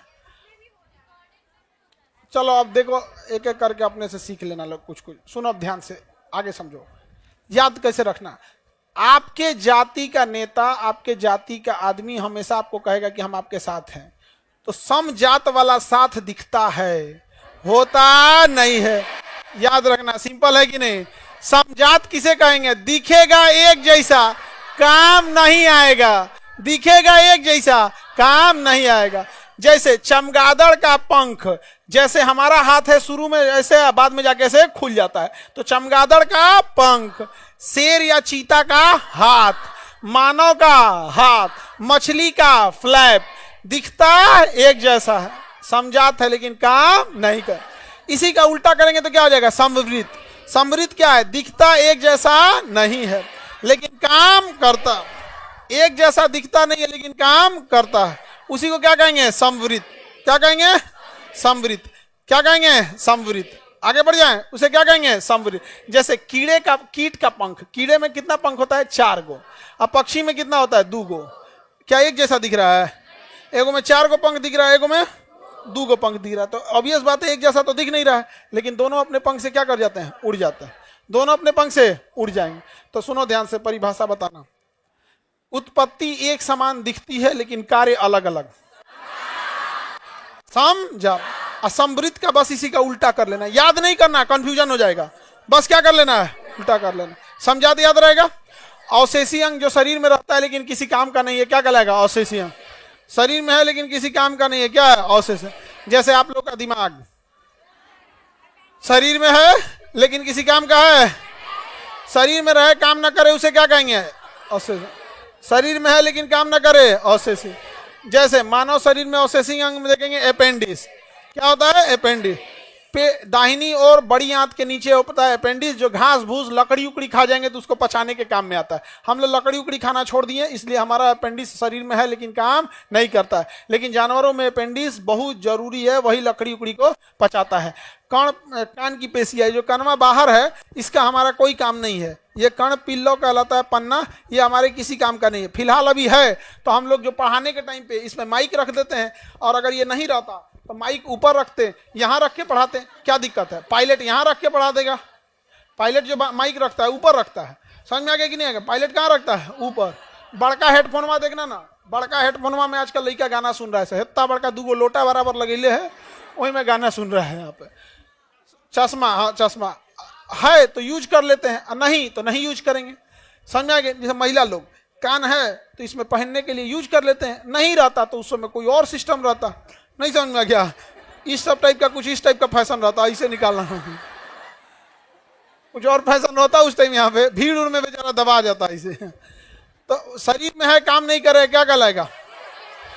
शरीर पे जो बाल है हमारे किसी काम का नहीं है, नाखून जो है हमारे किसी काम का नहीं है, लेकिन जानवरों के लिए नाखून काम का है। हमारा बढ़ा हुआ नाखून काम का नहीं है, लेकिन नाखून जानवरों में बड़ा, जितना बड़ा उंगली है ना, उंगली जितना बड़ा है ना, उतना बड़ा शेर का नाखून होता है, उतना बड़ा शेर का नाखून होता है।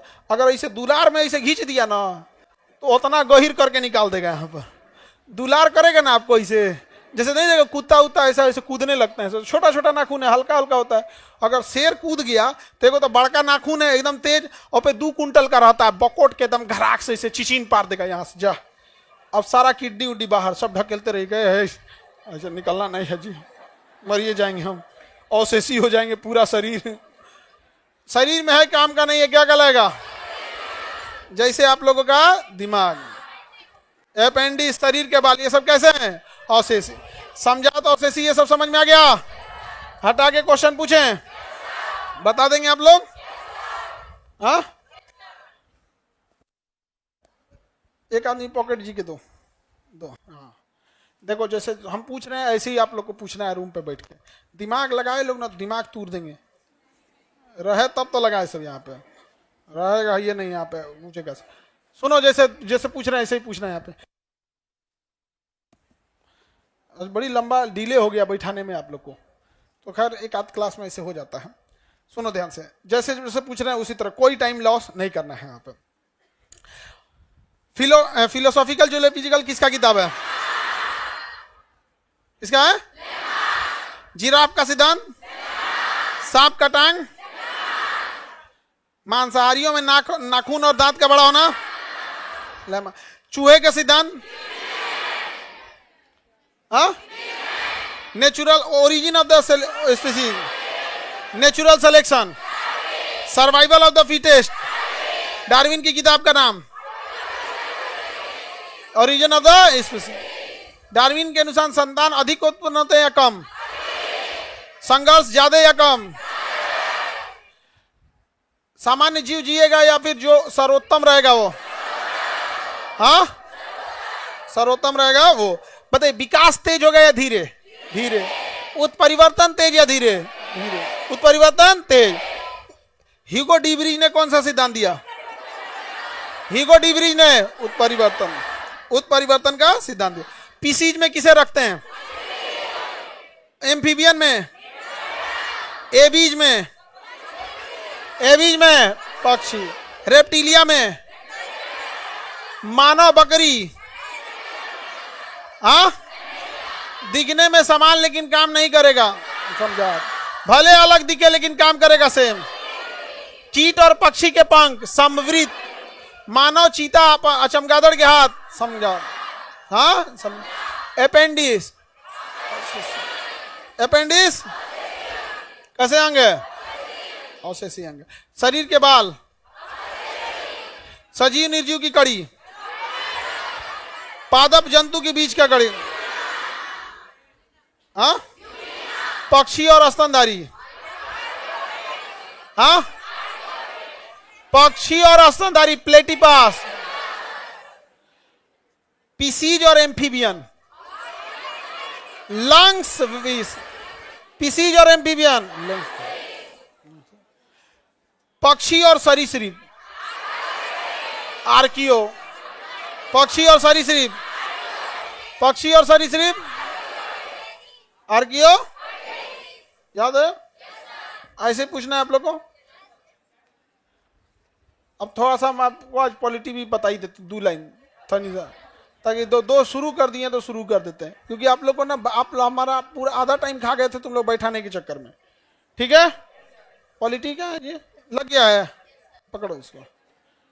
ये क्यूआर कोड लास्ट में बता देंगे, इसमें आप लोग को ये इस बैच का ये क्यूआर है, ठीक है, इसमें जुड़ जाना लोग।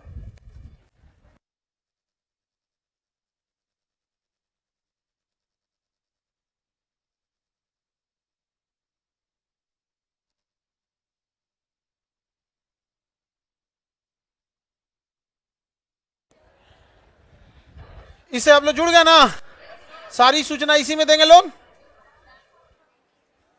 सुनो सूचना, बायोलॉजी में जो हम बताए हैं, डेली आप लोग को 1 पेज पढ़ के आना है। यहाँ पे बुक है कि नहीं जी, यहाँ देखो है अंदर।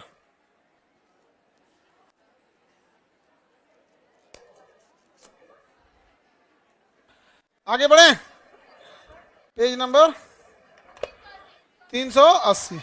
सुनो बाबू, इधर सुनो, इधर देखना सब लोग। ये सबसे उटपटांग टॉपिक था। ये 1 पेज समझ रहे हो, ऐसे ये वाला 1 पेज दोनों ओर मिला के, ये होता है 1 पेज, इधर और इधर मिला के। आपको डेली 1 पेज पढ़ के आना है। कितना पेज? आप डेली 1 पेज पढ़ के आओगे, आपको याद हो जाएगा। हम आते पहले 15 मिनट सुनेंगे, फिर ये पूछेंगे। आज पहला क्लास है तो थोड़ा सा आप लोग को समझाने में टाइम लग जाता है, लेकिन हम ये डेली 1 पेज पूछेंगे। जैसे आज हम आपको कौन सा पेज पढ़ाए, 380। कितना पढ़ाए हैं? कल आप लोग को 381 और 382 पूछेंगे। 381 और 382 कल पढ़ाएंगे। समझ में आ गया? कुछ भी हो जाए आप लोग को पढ़ के आना है और पॉकेट जी के लेके आना है। पॉलिटी कितने नंबर पेज पे है जी? 97।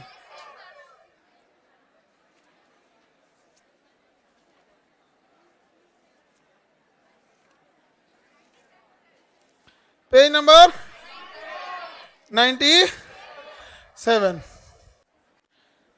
रेडी हैं आप लोग? एक बार दोबारा पूछे, बताएंगे? बताओ ध्यान से। सजीव निर्जीव की कड़ी,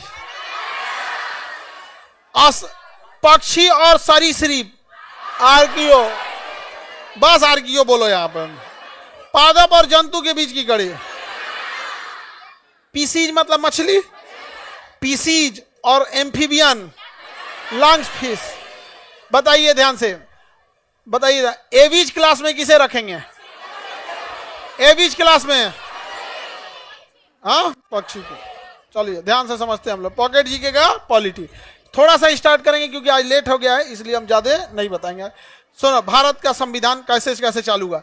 जो ये फाउंडेशन में सबसे लास्ट में पढ़ाते हैं, यहाँ सबसे पहले पढ़ना पड़ेगा। सबसे जो पहले सबसे लास्ट में पढ़ाते थे, यहाँ क्या करना पड़ेगा, सबसे पहले। रेडी आप लोग? क्या ढह गया जी।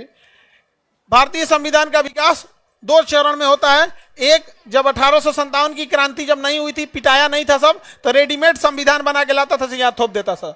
ऐसा कचराया सब 1857 में ना, ऐसा कचराया सब कि कहा से नहीं, यहीं के लोगों से पूछ के संविधान बनाएंगे। तो हमारा संविधान कितने भाग में है? पिटाने से पहले और पिटाने के बाद। पिटाने से पहले और पिटाने के बाद। समझ में आ गया? 2 भाग में है। जो पिटाने से पहले था उसे कहा गया चार्टर। क्या कहा गया? क्या कहा गया? चार्टर। और जो पिटाने के बाद था उसे कहा गया अधिनियम। क्या किया गया? अधिनियम।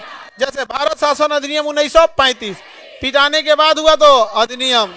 अब पिटाने के पहले है तो पिटाने के बाद, पिटाने से पहले, पिटाने के बाद, पिटाने से पहले। बताओ 1773, 1773, 1773। इसे कहा गया रेगुलेटिंग एक्ट। क्या कहा गया? Regulating act. क्या कहा गया? रेगुलेटिंग। अंग्रेज छोटे छोटे जगहों पे कब्जा कर लिए थे, इसलिए उन्होंने सेंटर को बना दिया बंगाल को। रेगुलेटिंग एक्ट के तहत सेंटर किसे बनाया गया? बंगाल को। और बंगाल के गवर्नर को बंगाल का गवर्नर जनरल। बताइए, रेगुलेटिंग एक्ट 1773 किसे पावरफुल बनाया गया? बंगाल। बंगाल में गवर्नर या गवर्नर जनरल? Governor general. क्या बनाया गया? गवर्नर जनरल बनाया गया। क्या बनाया गया? Governor general. और बंगाल में खोला गया सर्वोच्च न्यायालय, सुप्रीम कोर्ट। Supreme court. क्या खोला गया? Supreme court. 1773 का रेगुलेटिंग एक्ट के तहत किस राज्य को शक्ति दिया गया?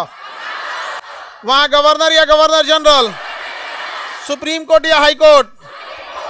हाँ, सुप्रीम कोर्ट। उसके जज थे एलिजा एमपी। सुप्रीम कोर्ट के जज थे नाम एलिजा एमपी। सुप्रीम कोर्ट के जज का नाम। रेगुलेटिंग एक्ट का नाम ये रेगुलेट करना। क्या करना? रेगुलेट करना। कंपनी के कर्मचारी जो थे सब इतने भ्रष्ट थे सब, यहाँ के राजाओं से रिश्वत ले लेते थे सब। और इंग्लैंड में कहा जाता था रिश्वत नहीं है ना, ये हमें गिफ्ट दिया गया है। क्या दिया गया है? गिफ्ट। आज भी सरकारी कर्मचारी रिश्वत लेते हैं कि गिफ्ट लेते हैं? गिफ्ट ले लेते हैं। तो ये रोक लगा दिया गया। कहा गया कि आप अपनी दुकान नहीं चलाएंगे और किसी भी तरह का गिफ्ट नहीं लेंगे। अपनी दुकान नहीं चलाएंगे और किसी तरह का गिफ्ट नहीं लेंगे। समझ में आ गया कि नहीं? जैसे सरकारी हॉस्पिटल है, सरकारी हॉस्पिटल में अगर आपको काम अच्छे से कराना है तो आपको कुछ ना कुछ क्या देना है? गिफ्ट। और वो सरकारी हॉस्पिटल के डॉक्टर लोग अपना भी व्यापार चलाते हैं, अपना भी हॉस्पिटल खोल लेते हैं। और उनके यहाँ जाइएगा ना तो या तो उनसे गिफ्ट दे दीजिए या तो उनके यहाँ आके इलाज करा लीजिए। समझ में आ गया कि नहीं? हालांकि सरकारी हॉस्पिटल की योग्यता पे कोई सवाल नहीं उठाता है। बहुत पढ़े लिखे होते हैं, हाईली एक्सपीरियंस होते हैं और उन लोग के पास तजुर्बे की कोई कमी नहीं होती, क्योंकि सरकारी हॉस्पिटल में एकदम गैल गुजरल केस पहुंचता है। जिसको सब हॉस्पिटल रिजेक्ट कर देता है वो पहुंचता है पीएमसीएच, पहुंचता है आईजीएमएस, वो पहुंचता है कि पीजीआई, वही पहुंचता है एम्स। तो उसके डॉक्टर के पास जो अनुभव होता है ना, नॉर्मल खांसी बुखार वाला वो एम्स जाइए नहीं करता है। खांसी बुखार वाला एम्स जाएगा तो एम्स के डॉक्टर हंसेंगे, सब लोग आओ खांसी हुआ है इसका, आया खांसी हुआ है, हार्ट अटैक होगा तो आना। अब ऐसे सुनो ना, तुमको नॉर्मल खांसी हुआ, कौन एम्स जाएगा? नॉर्मल एम्स में, नॉर्मल खांसी में कौन जाएगा एम्स? एम्स में सुनो, एम्स जाते दिमाग में लगता है कि बाबू ये बहुत खतरनाक कंडीशन में। उत्तर प्रदेश में एक लखनऊ में पीजीआई, अगर उत्तर प्रदेश का पीजीआई, जैसे पटना का पीएमसीएच है ना, अगर कोई गया आईजीएमएस या पीएमसीएच तो लोग को लगता है कि बाप हो बाप अब क्या होगा। वैसे ही उत्तर प्रदेश में क्या है? पीजीआई। बाप हो बाप, ऐसा लास्ट केस में पहुंचता है कि बहुत कम लोग वापस आ पाता है। तो बताइए, निजी व्यापार और उपहार पे रोक। सुप्रीम कोर्ट कहां खोला गया? सुप्रीम कोर्ट कहां पे?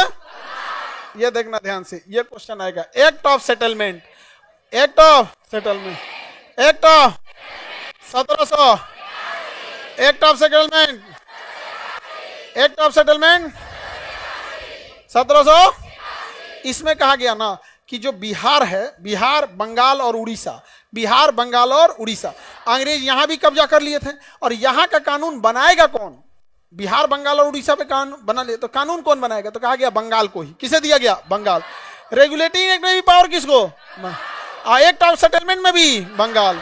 Act of settlement 1700, Bihar, Bengal और उड़ीसा के लिए कानून बनाने का अधिकार किसे दे दिया गया? बंगाल को दिया गया। क्या दिया गया? बंगाल। इसी एक्ट द्वारा राजस्व मंडलों की क्या किया गया? स्थापना किया गया। किसकी स्थापना किया गया? किस सरकार को तवज्जो दिया गया? एक्ट ऑफ सेटलमेंट का दूसरा नाम क्या नाम दिया गया? Judicature act. Act of settlement का दूसरा नाम, एक्ट ऑफ सेटलमेंट का दूसरा नाम। इसमें किस राज्य को सहूलियत दिया गया? बिहार, बंगाल और उड़ीसा के लिए कानून बना सकता है बंगाल, जबकि बंगाल के गवर्नर को बंगाल का गवर्नर जनरल बनाया गया 1773। तो अंग्रेजों ने पहला नियम जो लाया था 1773, क्या नाम रखा? Regulating act. सारे राज्यों को किसके अधीन किया? बंगाल को। बंगाल के गवर्नर को क्या बनाया? Governor general. बंगाल में हाईकोर्ट या सुप्रीम कोर्ट? निजी व्यापार और उपहार लेने पर रोक लगा देगा। 1781 में क्या आया था? Act of settlement. क्या नाम था? Act of settlement. बाबू ये क्वेश्चन पूछा हुआ है, जब पूछेगा तो आप कहिएगा ये कहां से पूछ दिया, इसलिए याद रखना जरूरी है। Act of settlement 1700। Act of settlement 1700। Act of settlement का दूसरा नाम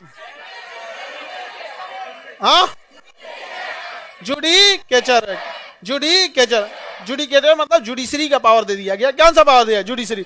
और कहां कानून बनाने के लिए? बिहार, बंगाल और उड़ीसा। बिहार, बंगाल और उड़ीसा। जुडिकेचर एक्ट बोला गया किस एक्ट को? Act of settlement. क्या दिया गया? Act of settlement. Act of settlement. उसके 2 साल बाद 1784 Pitt's India act. Pitt's India act 1784। Regulating act 1773। Judicature act 1781।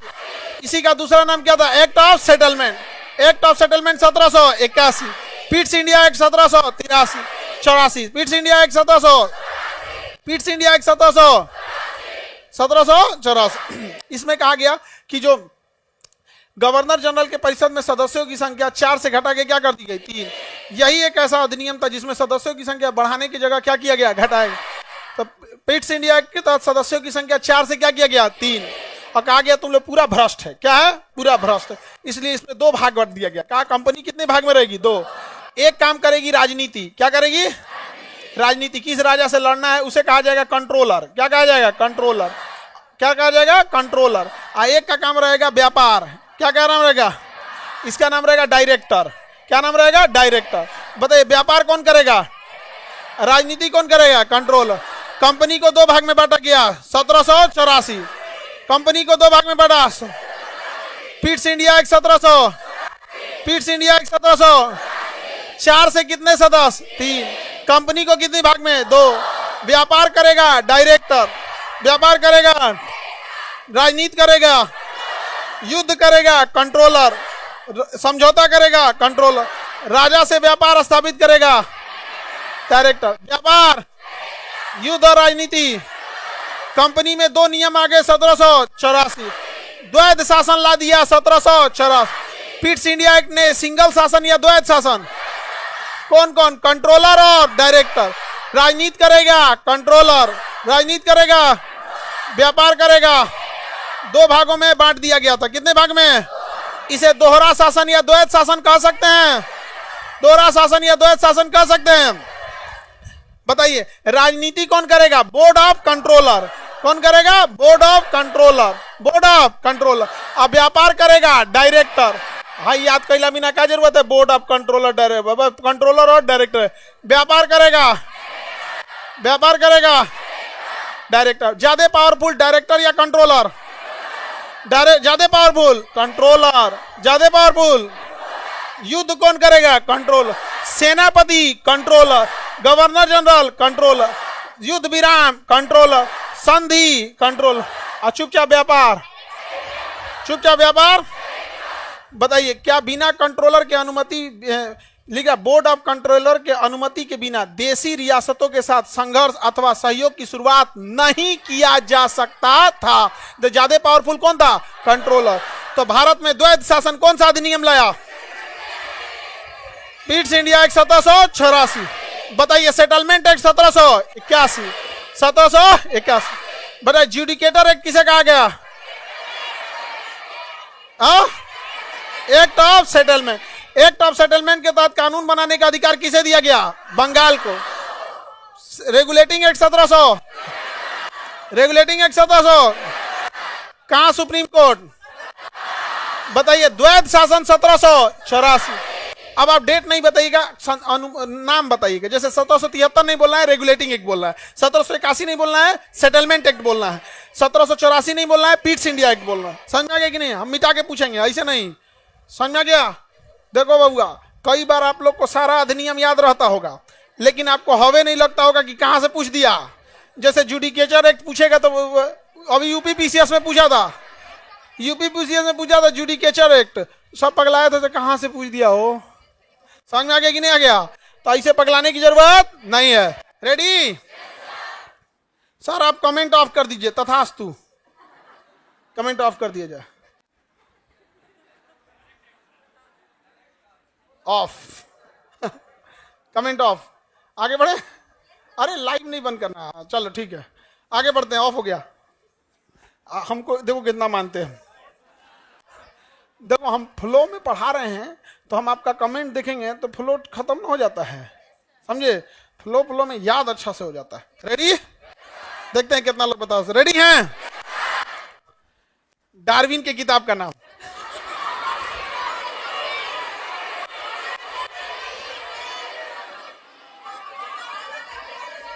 Origin of the species. Lamarck की किताब का नाम। पॉलिटी में आते हैं, पॉलिटी में आते रहने मैं जा रहा था एकदम तैयार था, दिल के अरमा आंसुओं में बह गए। चलिए आगे बढ़ते हैं। अरे बाल नहीं झाड़ना जी, बीच में बैठल बाल नहीं झाड़ो, बांध के आओ घर से। समझा गया? एगो सुतरी खरीद के दिले रहो, नारियल का रसरी बांध के आएगी सब। चलो ध्यान से देखो, नहीं तो अभी हम विजमैन का प्रयोग जैसे पोंछ काट के किया था ना, बाल काट के कर देंगे।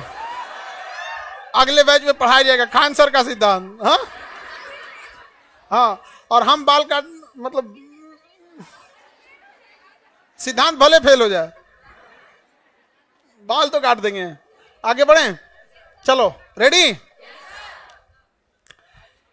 Regulating act 1700, act of settlement 1700, Pitt's India act 1700। अब आपको सन नहीं बोलना है, आपको बोलना है किसमें ये बात कही गई थी। बिहार के लिए कानून बनाने का अधिकार बंगाल को दिया गया। एक्ट ऑफ सेटलमेंट, कलकत्ता में supreme court. Regulating act, Calcutta के गवर्नर को गवर्नर जनरल बनाया गया। रेगुलेटिंग एक्ट, द्वैध शासन लाया गया। पीट्स इंडिया एक्ट, कंट्रोलर और डायरेक्टर बनाया गया। सुप्रीम कोर्ट बनाया गया। रेगुलेटिंग एक्ट, गिफ्ट लेने पे रोक लगाया गया। Regulating act, act of settlement का दूसरा नाम जुडिकेचर एक्ट। जुडिकेचर एक्ट, निजी व्यापार पे रोक लगाया गया। हाँ, रेगुलेटिंग एक्ट, गिफ्ट और निजी व्यापार पे रोक लगाया गया। रेगुलेटिंग एक्ट, व्यापार कौन देखेगा? डायरेक्टर। राजनीति कंट्रोलर। डायरेक्टर बड़ा या कंट्रोलर? डायरेक्टर और कंट्रोलर जैसी द्वैध शासन प्रणाली 1784 के किस अधिनियम में? Pitt's India act. तो भारत में पहली बार द्वैध शासन 1784 के पीट्स इंडिया एक्ट। समझ में आ गया कि नहीं आ गया? तो इधर हो गया बोर्ड ऑफ डायरेक्टर, इधर हो गया कंट्रोलर। डायरेक्टर वह सब व्यापार कर रहा था सब शांति से, और कंट्रोलर वह सब मार कर रहा था, सब राजनीति कर रहा था, सब युद्ध कर रहा था। राजनीति कर रहा था, युद्ध कर रहा था। हाँ, यही युद्ध करते करते करते करते बड़ी आगे चल गया। तो 1857 की क्रांति में हाई कंट्रोलरवा बड़ी मार खाया था सर। ऐसा मार खाया था सर कंट्रोलरवा ना कि पहचाने में नहीं आ रहा था सर। और लोगों को क्या पता कि डायरेक्टर वाला है कि कंट्रोलर वाला है। भारत का आदमी जब पीटना चालू करता है तो कौन सी कंट्रोलर और कौन सी डायरेक्टर, ऐसा कुछ आया सब, ऐसा कुछ आया सब कि 1857 की क्रांति के बाद डायरेक्टरों खत्म हो गया और कंट्रोलरों खत्म हो गया, सब सरेंडर बोल दिया सब। तो कंट्रोलर और डायरेक्टर दोनों खत्म कब हुआ? 1857 गए थे राजनीति करने। ऐस मार मारा सब भारत वाला ना, ऐस मार मारा जिसका कोई हद नहीं, किसी को कोई दिक्कत। दोनों समझने में आ गया कि नहीं आ गया? कितने नंबर पे है पॉलिटी? Page number 97। आप लोग को कल बस पेज नंबर 97 पॉलिटी में क्या देख के आना है? 97। और कल आप लोग आराम से आगे बैठ जाएंगे लो बाबू लोग, ठीक है? आज बैठाने में ही टाइम निकल गया, इस वजह से डिले हो गया।